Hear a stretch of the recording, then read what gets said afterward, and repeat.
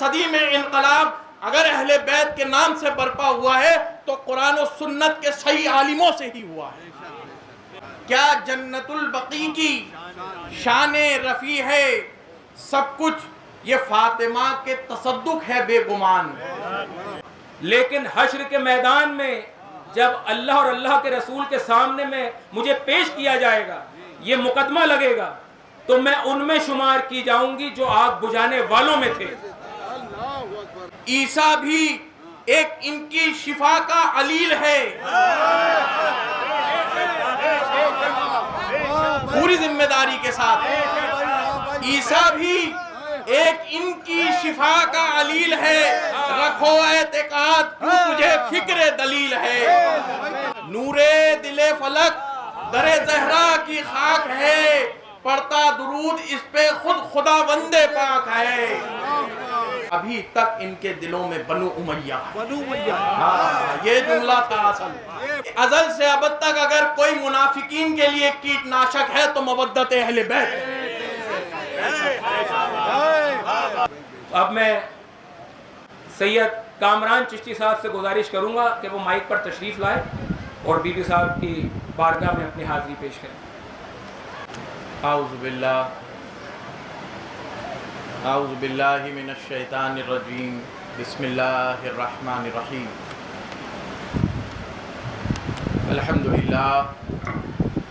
الحمدللہ رب العالمین والعاقبۃ للمتقین، ثم الصلاة والسلام علی سید الانبیاء والمرسلین وعلی آلہ الطیبین الطاہرین واصحابہ الغر المیامین ومن تبعهم بإحسان إلى يوم الدین وبعد۔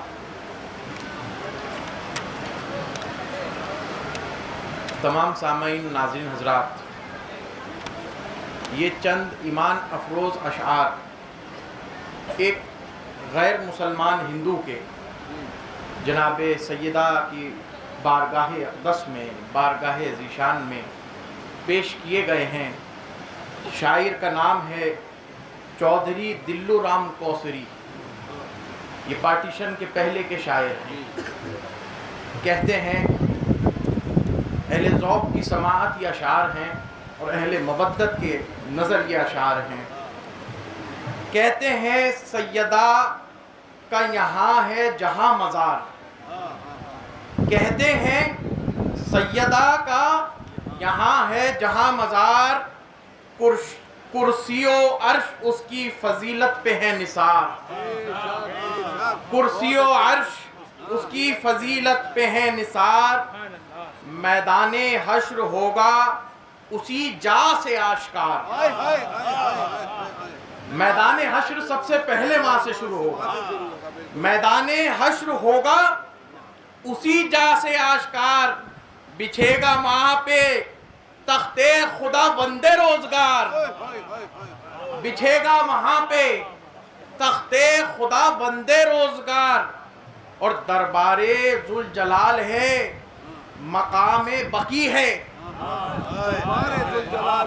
دربار ذوالجلال ہے مقام بقی ہے، کیا جنت البقیع کی شان رفیع ہے، کیا جنت البقیع کی شان رفیع ہے سب کچھ، یہ فاطمہ کے تصدق ہے بے گمان، سب کچھ یہ فاطمہ کے تصدق ہے بے گمان، ورنہ کبھی تھے اس پہ مزار یہودیاں، مگر کبھی اس پہ تھے مزار یہودیاں، اور کیا بضائے رسول کی شان جلیل ہے، کیا بضائے رسول کی شان جلیل ہے، بابا رسول پاک ہے دادا خلیل ہے، بابا رسول پاک ہے دادا خلیل ہے۔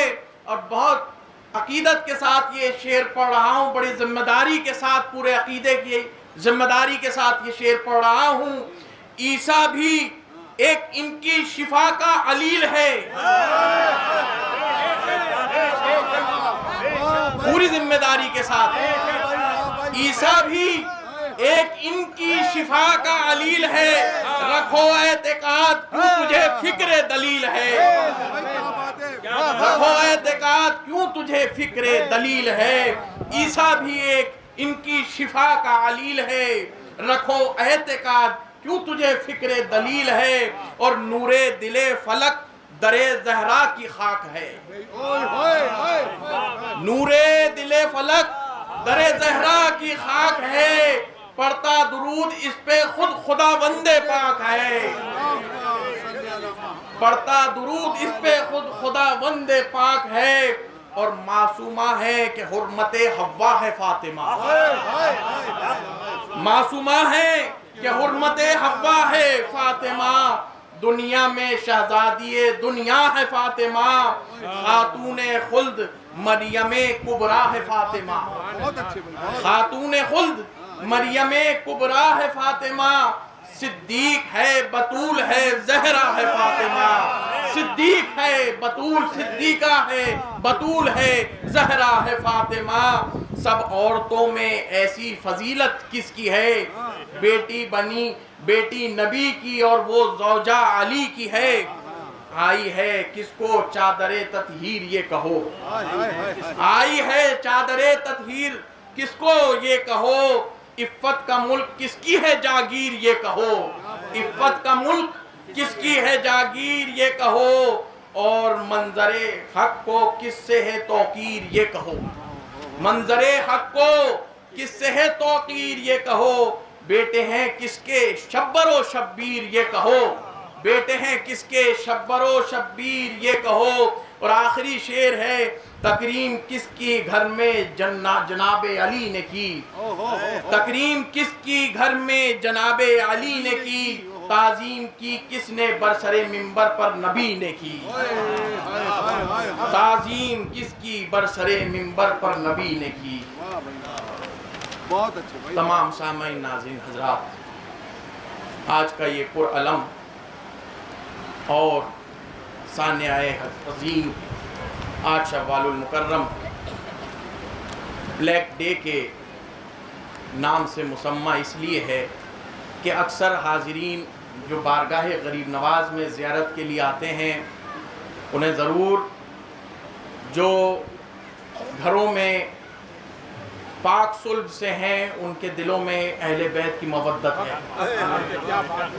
جن کی تعلیم نیکوکار سے ہوئی ان کے دلوں میں محبت علی کی ہے، مگر بہت سارے بیچارے ایسے بھی ہیں جن کی دستار سروں پہ ہے،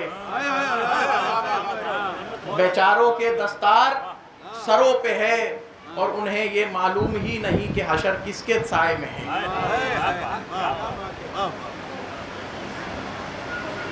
میں چونکہ یہ مجمع اہل ذوق، اہل نظر، اہل فکر، اہل بصیرت، اہل مودت، اہل مودت، اہل محبت اور بالخصوص خدام صاحبان غریب نواز رحمۃ اللہ تعالیٰ علیہ کا ہے۔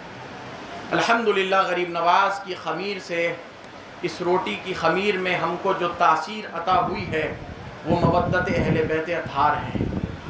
یہ ہر خانقاہوں میں نمایاں ہمارا جو کردار ہے، ہندوستان بر صغیر میں بے شمار خانقاہیں ہیں، مگر ذکر اہل بیت میں ممتاز و منفرد جو اجمیر شریف ہے وہ دیگر خانقاہیں نہیں۔ اس کی وجہ حقیقی ہے کہ غریب نواز سلطان الہند عطائے رسول بھی ہیں، ابن بطول بھی ہیں۔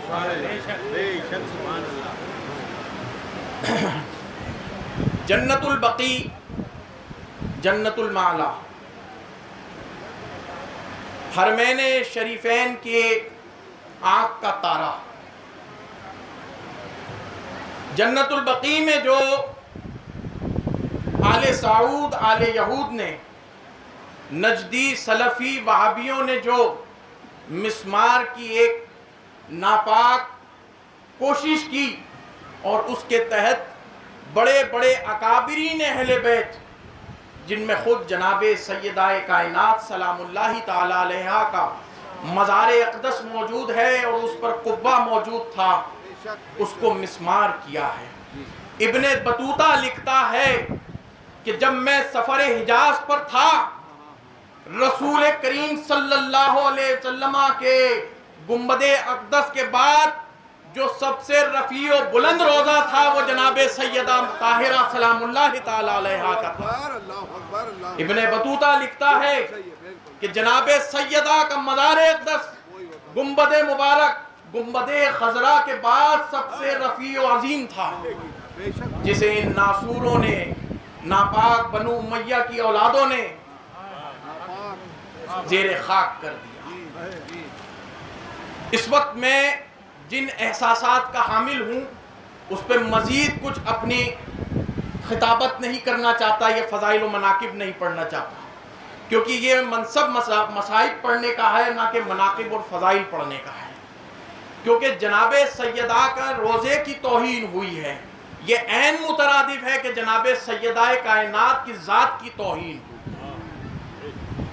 کسی کے مزار پر، ایک عام مسلمان کے مزار پر جا کر بیٹھنا یا وہاں بے جا گفتگو کرنا قبرستان مسلمین میں، اس میں کوئی فرقہ میرے خیال سے الگ تھاٹس یا الگ فکر نہیں رکھتا کہ عامت المسلمین کے قبور میں جب جائیں تو السلام علیکہ یا اہل القبور کہیں، اور وہاں جا کے خامہ فرسائی نہ کریں، بے وجہ گفتگو نہ کریں، اور وہاں چڑھ چڑھ کے روزے پر مرے ہوئے کو ایذا رسائی نہ کریں۔ ایسا تصور اسلام نے کیوں دیا ہے؟ ایسا تصور اسلام نے اس لیے دیا ہے کہ جس کا ایمان اور اسلام پہ خاتمہ ہوا ہے تم اسے مردار کہتے ہو، اسلام زندہ کہتا ہے، اور زندوں کو ایذا رسائی قبر میں بھی ہوتی ہے۔ جناب سیدہ ان مومنین کی، ان ائمہ طاہرین کی ماں ہیں، یہ زندہ اور جاوید حیات ان کی زندگی ہے۔ جب ان کے روزے کو مسمار کیا گیا ہے تو یہ سیدہ کائنات ہی کو نہیں بلکہ جناب رسول مقبول صلی اللہ علیہ وسلم کی ذات اقدس کو ایذا پہنچائی۔ اس مناسبت سے جو یہ اجلاس رکھا گیا ہے، تمام مومنین جو اس ویڈیو کے ذریعے یہاں پر جو بیٹھے ہیں، ناظرین و سامعین حضرات، ہم بہت خوش بخت ہیں کہ ہمیں یہ تجربہ اور یہ احساس ہوا ہے کہ جنت البقیع جب ہم حاضری کے لیے جاتے ہیں تو وہاں جب بے نام و نشان قبر کو دیکھتے ہیں تو وہاں بے نام و نشان قبر کا ہمیں جب پتہ نہیں ہوتا، میں یہاں پہ یہ جملہ کہنا چاہتا ہوں، اس امت محمدی کو جو نام و نشان ملا ہے وہ جناب سیدہ کے تصدق سے ملا ہے۔ آج انہی کی قبر بے نام و نشان پڑی ہے۔ اس امت کو جو اعزاز حاصل ہے، کنتم خیر امت اخرجت للناس تأمرون بالمعروف وتنہون عن المنکر، اے امت، سردار کی امت سردار ہے، سردار کی امت سردار ہے، تم نیکی کی، خیر خواہی کی دعوت دینے نکلے ہو اور بدی سے اور بدکاری سے روکنے نکلے ہو۔ اگر یہ اعزاز امت کو حاصل ہے تو اسی بے نام و نشان قبر کے تصدق حاصل ہے۔ میرے پاس یہ تحریر موجود ہے، یہ میں نے اپنے جذبہ ایمانی سے آج یہ تحریر لکھی ہے۔ یہ اس شخصیت کی تحریر ہے جنہیں آغا شوریش کاشمیری کہتے ہیں۔ یہ وہ شخصیت ہے جنہوں نے تحریک انقلاب، تحریک آزادی اور تحریک ختم نبوت میں پیش رہے۔ یہ علمی مجلس بھی ہونا چاہیے تاکہ ہمارا پیغام یہ جائے، بڑی قوم ایک جماعت کہتی ہے جن کے یہاں کالے ٹیکے ہیں، اونچے پائچے ہیں، نمازوں میں مستغرق ہیں، مگر حال یہ ہے کہ قرآن حلقوم سے نیچے نہیں اترتا ہے۔ وہ ہمیں کہتی ہے یہ جاہلوں کی قوم ہے، یہ جاہلوں کی جماعت ہے، اس لیے ایسی بات کرتی ہے۔ یہ تمہاری جماعت کا آدمی ہے، تمہارے فکر و اعتقاد کا آدمی ہے۔ آغا شوریش کاشمیری جس نے مولانا ابوالکلام آزاد صاحب کے خطبات نقل کیے ہیں، جو جامع مسجد پر اور لال قلعے پر دیے ہوئے ان کے جو آخری خطبات ہیں تقسیم ہند سے پہلے، وہ شوریش کاشمیری ہمارے جو اس مجلس کا مقصد و منشا ہے وہ اس پوری تحریر میں آ گیا۔ یہ وہ اگر دل کی کانوں سے سنی جائے تو اشک بار ہو جائیں گے۔ اللہ اکبر لکھتے ہیں، غور سے سنیے گا، یہی میرا خطاب بھی ہے، یہی میری تقریر بھی ہے۔ یہ دیوبندی جماعت کے فکر و نظریات کے عالم ہیں، صحافی ہیں، ادیب ہیں، شاعر ہیں، خطیب ہیں، جو اہل علم کی جماعت ہے شورش کاشمیری کے ذکر کے بغیر نہیں رہ سکتی۔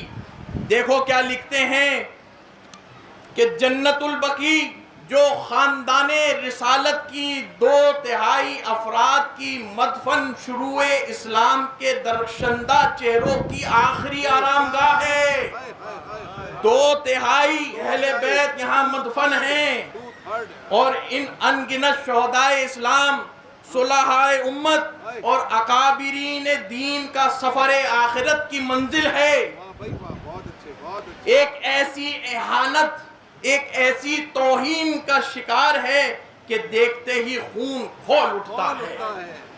یہ دیوبندی کہہ رہا ہے جنہیں آپ سلفی کہتے ہیں، جماعتی تبلیغی کہتے ہیں دامن یزدہ چاک کرنے کا حوصلہ نہیں، دامن یزدہ شکوائے یزدہ کرنے کا حوصلہ نہیں، قلعہ سلطانی کی رسائی نہیں کہ بادشاہ وقت کو جا کے احتجاج کر کے کہہ دیں قلعہ سلطانی تک رسائی ہماری نہیں، اور اپنا گریبان چاک کرنے سے فائدہ ہی کیا، اپنا گریبان چاک کرنے سے فائدہ کیا؟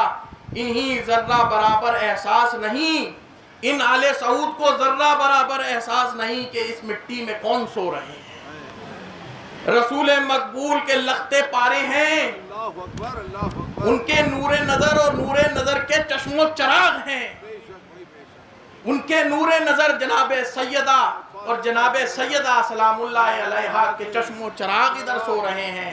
عرب ہیں کہ قبریں ڈھاتے ہیں اور محل بناتے ہیں، یہاں ہمارا منشا عرب کا خرابی ہے، عرب کے اہل عرب میں جو بادشاہ ہے ان کی خرابی ہے۔ لعنت ہو آل سعود و آل یہود، لعنت ہو ان یزیدیوں پر، مروانیوں پر، امویوں پر کہ جو محل بنواتے ہیں اور قبریں مسمار کرتے ہیں۔ کہتے ہیں مجھ پر کپ کپی طاری ہو گئی، بید لرزاں کی طرح کانپنے لگا، دل یوں ہو گیا جس طرح کنویں میں خالی ڈول ٹھٹھراتا ہے۔ ہاں دائیں طرف بنت رسول ہیں، امام حسن ہیں، امام زین العابدین سجاد ہیں، امام باقر ہیں، امام جعفر الصادق علیہ السلام ہیں کہ اپنے ماں کی گود میں ہیں۔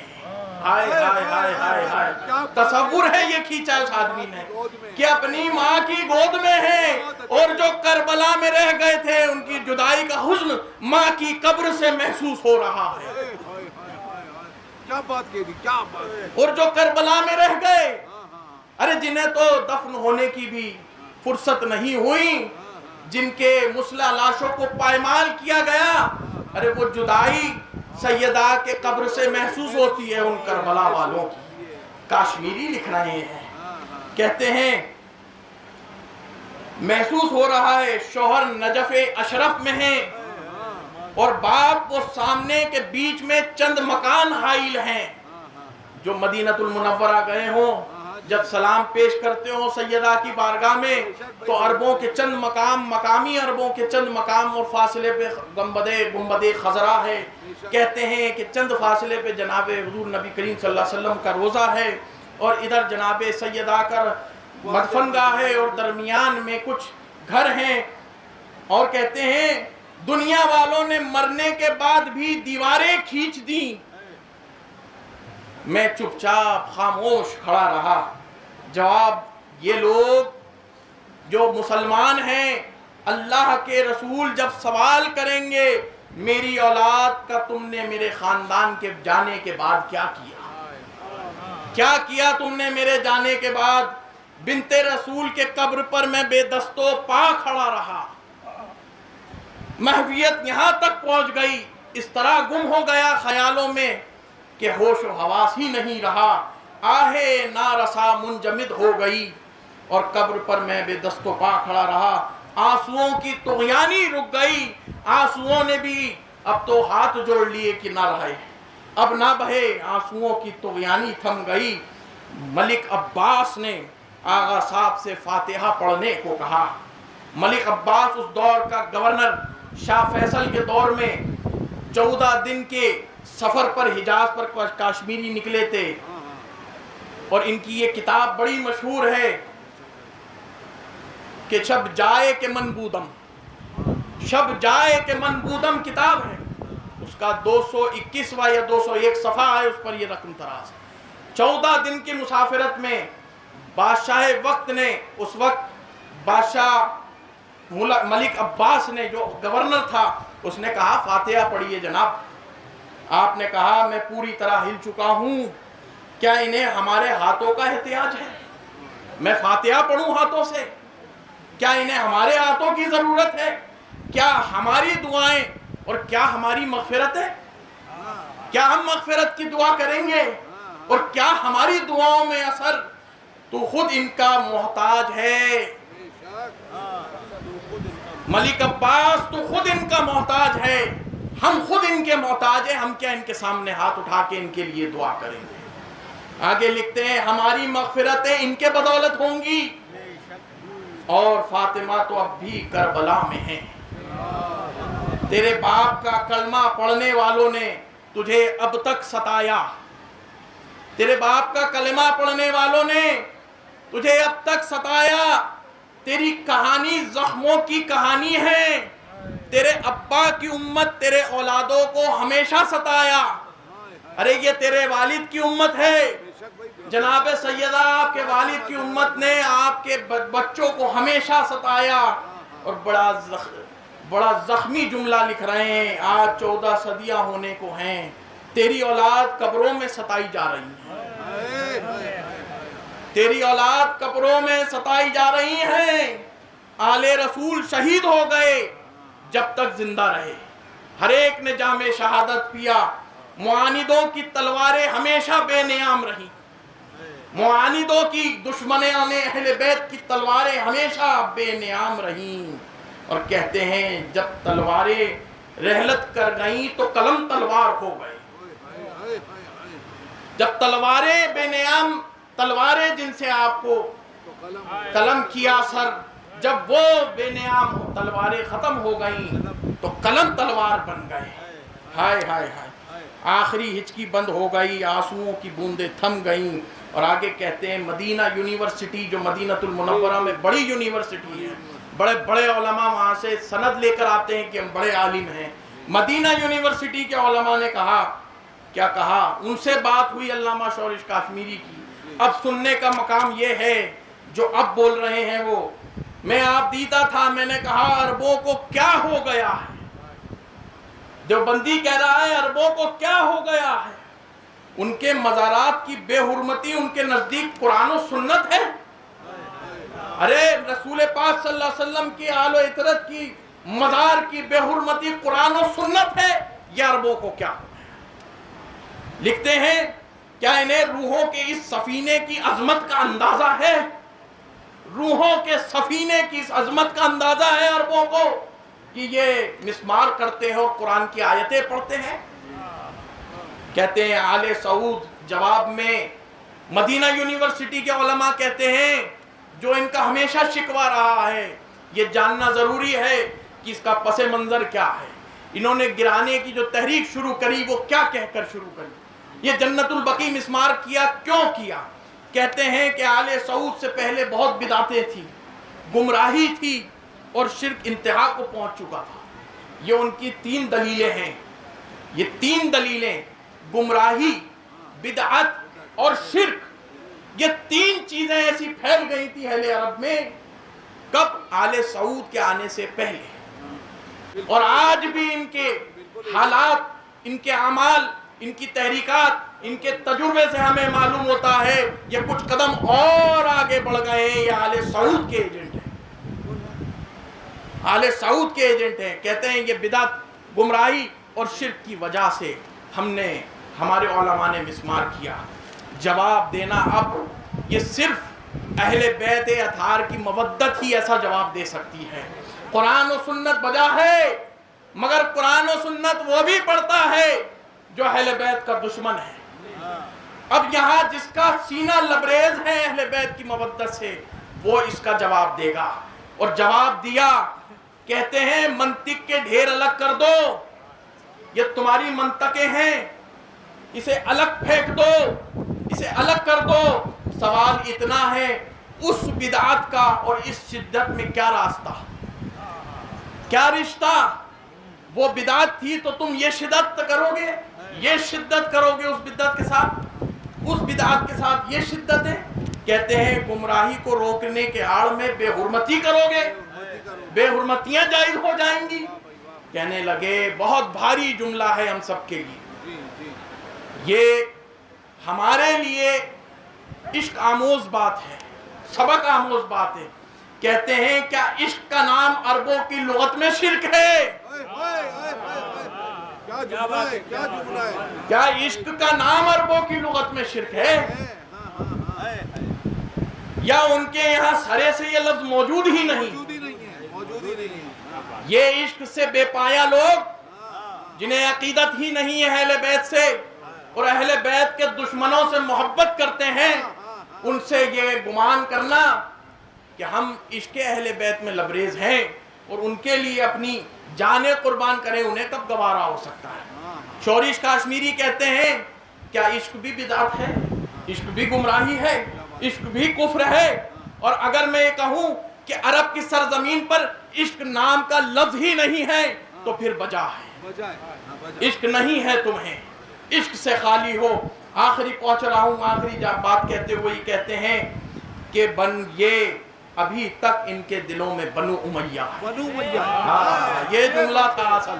یہ بات ہے۔ کہتے ہیں کہ دوائیاں ڈالنے کے بعد سانپ بل سے باہر نکلتا ہے، چھوٹے چھوٹے جانور جب کیٹ ناشک ڈالی جاتی ہے تو کیٹ ناشک سے مرے ہوئے دکھتے ہیں۔ اس امت میں ایماندارانہ بات یہ ہے کہ ازل سے ابد تک اگر کوئی منافقین کے لیے کیٹ ناشک ہے تو مودت اہل بیت ہے۔ یہ کیٹ ناشک بنو امیہ کے دل میں محبت رکھے ہوئے ہیں، یہ بنو امیہ کی تحریکیں چلا رہے ہیں، اسے قرآن و سنت کا نام نہ دو۔ بالکل بالکل، بہت اچھی بات ہے بھائی، قرآن و سنت کا نام نہ دو۔ یہ بنو امیہ کی مہم ہے، 1400 سال سے 14 صدی سے تم نے زندہ کر رکھی ہے اور دل میں محبت بسا رکھی ہے۔ میں آپ لوگوں سے پوچھنا چاہتا ہوں، ہاں دیکھو مدرسے سے پڑھنے والوں کو، میں نہیں کہتا کہ سب مدرسے ایسے ہیں، میں یہ بھی نہیں کہتا کہ سب داڑھی والے ایسے ہیں، اور میں یہ بھی نہیں کہتا کہ سب دستار اور جبہ اور عمامے والے ایسے ہیں۔ ہاں ایسے ہی غلامان اہل بیت بھی ثابت ہوئے ہیں، انہی ہیئتوں میں، انہی لباسوں میں اہل بیت کے چاہنے والے بھی موجود رہے ہیں۔ ہر صدی میں انقلاب اگر اہل بیت کے نام سے برپا ہوا ہے تو قرآن و سنت کے صحیح عالموں سے ہی ہوا ہے۔ تم جب نعرے لگاؤ گے بنو امیہ کے، تم جب شام کے بازاروں میں شامی کباب کھاؤ گے، تم مدینے کی ٹھنڈی ہوائیں کہاں سے چلیں گی؟ میں کہنا چاہتا ہوں بہت خوش و خرم ہوتے ہو اس چیز سے، یہ ہمارا اعلان نہیں ہے، غریب نواز کا اعتقاد ہے، شاہ حسین بادشاہ حسین۔ یہاں نعرہ لگے گا تو اہل بیت کا لگے گا، یہاں نعرہ لگے گا تو نعرہ تکبیر لگے گا، یہاں نعرہ لگے گا تو نعرہ رسالت لگے گا، یہاں نعرہ لگے گا تو وسیع مرسلین، وسیع نبی نہیں کہا، وسیع مرسلین، تمام نبیوں کا وارث، تمام نبیوں کے وسیع حیدر کرار کا نعرہ لگے گا۔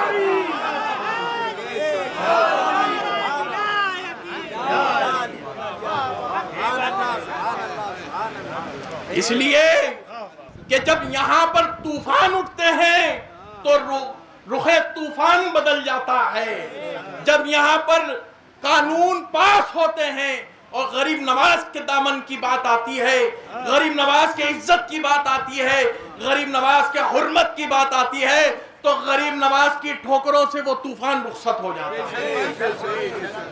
وابستہ ہو اہل کربلا سے، یہ امیہ کی داستان جو تم نے چلا رکھی ہے، گرچہ تم جناب سیدہ کی بارگاہ میں لاکھ سلام سلام پڑھتے ہو، مردود ہے تم پر وہ سلام اگر تمہارے دل میں عشق بنو امیہ ہے، بالکل کھلی بات ہے۔ اور میں ایک بات کہنا چاہتا ہوں، آج ان کی قبر بے سایہ ہے، بے شامیانہ ہے، بے چھت ہے، بے نام و نشان ہے۔ یہ جملہ ہے اس جماعت کے لیے، اس محفل کے لیے، کہ کل روز محشر جب امت کے نافرمان عاصی مسلمان تمام عالم نفسا نفسی کے شکار میں ہوں گے اور نصف نہار کا آفتاب جب اس قدر تیز ہوگا کہ سر کھولتے ہوں گے، پیروں میں چھالے پڑے ہوں گے اور جسم لرز رہے ہوں گے، کپڑے پہنے ہوں گے، کپڑے جل جائیں گے، وہاں کس ردا کا سہارا لوگے؟ وہاں اسی ردا کا سہارا لوگے کہ جس کی ذریت کو تم نے تپتے ہوئے ریت پر چھوڑا تھا۔ وہی جناب سیدہ کائنات کی ردا تمہارے سروں پر ہوں گی اور ٹھنڈی ہوائیں مدینے کی چل رہی ہوں گی، اور جناب رسول مقبول صلی اللہ علیہ وسلم تمہاری شفاعت کریں گے۔ ارے امتیوں، یہ یاد رکھو، یہ صرف ایک مزار کا کانسیپٹ نہیں ہے، یہ صرف ایک مزار کا کانسیپٹ نہیں ہے کہ اینٹیں لگا دی، گاڑا چونا پتھر، یہ نہیں ہے، یہ نقش و نگار نہیں ہے، یہ ماربل نہیں ہے، یہ ہماری جانیں ہیں، ہمارے ایمان کی جانیں ہیں، ہمارے سروں کا تاج ہے، ہماری آنکھوں کا سرما ہے، اور اس سے بڑھ کر ہم عاصیوں کے لیے باعث شفاعت ہے۔ ہم جو کر رہے ہیں صرف ایک قبے اور مزار کے لیے نہیں کر رہے ہیں، یہ جناب سیدہ اور آپ کی اہل بیت، آپ کی ذریات لولاک اور رسول مقبول صلی اللہ علیہ وسلم کے اصحاب باوفا جو وہاں مدفن ہیں ان کی راہ میں کر رہے ہیں۔ اپنی بات کو رخصت کرتے ہوئے انہی کے شعر پڑھتے ہوئے آخری اپنا بند کروں گا اس کلام کو۔ کہتے ہیں اس سانحے سے گنبد خضرا ہے پرملال، اس سانحے آرٹ، یہ جو بلیک ہم ڈیک بنا رہے ہیں، اس سانحے سے گنبد خضرا ہے پرملال، لخت دل رسول کی تربت ہے خستہ حال، لخت دل رسول کی تربت ہے خستہ حال، دل میں کھٹک نظر میں سمٹ گیا، دل میں کھٹک ہے نظر میں سمٹ گیا، اس جنت البقیع کی تعظیم کا خیال، اس جنت البقیع کی تعظیم کا خیال۔ اور طیبہ میں بھی ہے آل پیمبر پہ ابتلا، ابتلا مطلب مصیبت، طیبہ میں بھی ہے آل پیمبر پہ ابتلا، اس ابتلا کے خاطر کونین ہے نڈھال، اس ابتلا کے خاطر کونین ہے نڈھال۔ ارے سوئے ہوئے ہیں ماں کی لحد کے آس پاس، سوئے ہوئے ہیں ماں کی لحد کے آس پاس، پورے خلیل سبط پیمبر علی کے لال، پورے خلیل سبط پیمبر علی کے لال، جس کی نگاہ میں بنت نبی کی حیا نہ ہو، جس کی نگاہ بے شرم نگاہ میں بنت نبی کی حیا نہ ہو، اس شخص کا نوشتہ تقدیر ہے زوال، اس شخص کا نوشتہ تقدیر ہے زوال۔